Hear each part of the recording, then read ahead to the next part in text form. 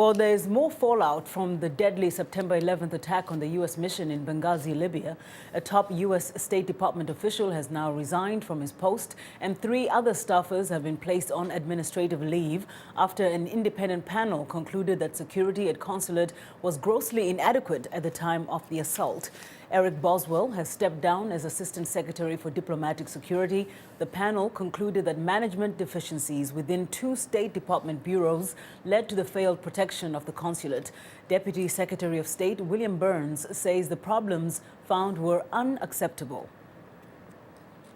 We have learned some very hard and painful lessons in Benghazi. We are already acting on them. We have to do better. We have to do more to constantly improve, reduce the risks our people face, and make sure they have the resources they need. We owe that to our colleagues who lost their lives in Benghazi.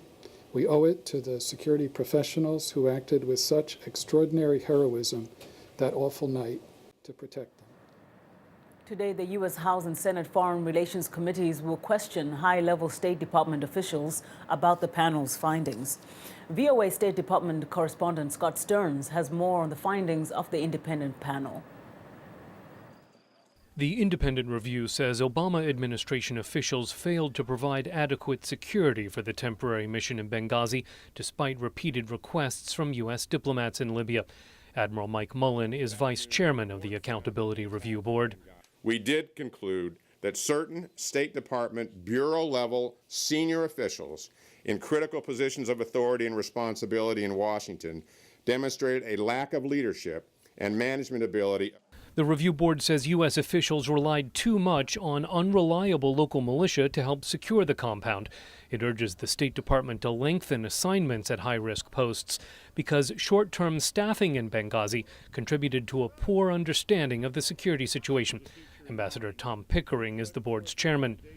The answer can't be not to go into dangerous places, but there must be, 1, a clear mission, 2, a clear understanding of the risks, 3, a commitment of enough resources to mitigate those risks, and 4, an explicit acceptance of whatever costs and risks cannot be mitigated.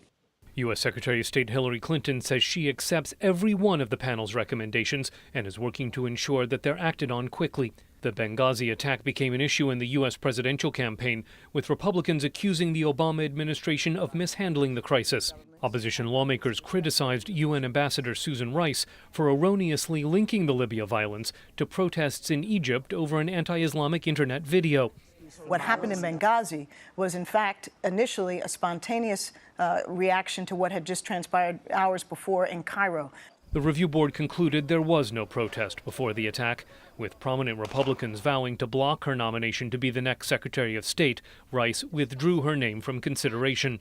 Our facilities in Benghazi. Cato Institute analyst Malou Innocent says political infighting obscures debate over whether the United States was right to intervene in Libya last year, helping rebels depose Muammar Gaddafi. That's the more serious debate we must be having, rather than the sort of political jockeying about who said terrorist when and why. I think that's the unfortunate path we went down, partly because of the presidential campaign. Secretary Clinton was to have testified before Congress on this report Thursday, but State Department officials say she's been sick for nearly 2 weeks. Her deputy will appear in her place, with Secretary Clinton expected to testify in January. Scott Stearns, VOA News, the State Department.